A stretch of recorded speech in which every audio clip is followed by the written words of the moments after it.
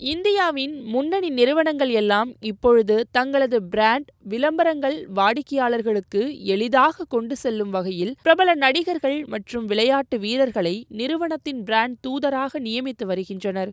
இந்த வகையில் இந்திய கிரிக்கெட் அணியின் முன்னாள் வீரரும் சிஎஸ்கே அணி வீரருமான தோனியை கடந்த 2023ஆம் ஆண்டு தங்களது பிராண்ட் தூதராக பாரத் ஸ்டேட் வங்கி அறிவித்தது.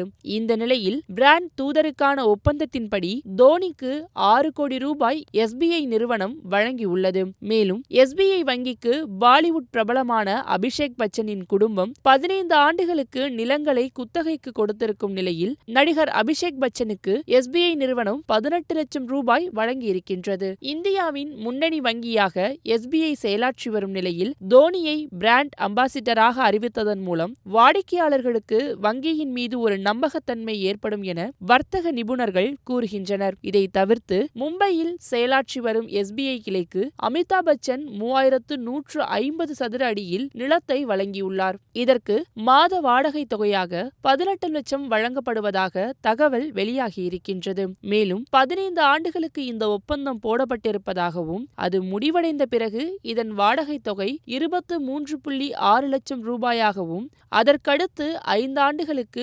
29.5 லட்சம் ரூபாயும் எஸ்பிஐ வங்கி அமிதாப் பச்சன் குடும்பத்திற்கு வழங்கும் என தகவல் வெளியாகியிருக்கின்றது.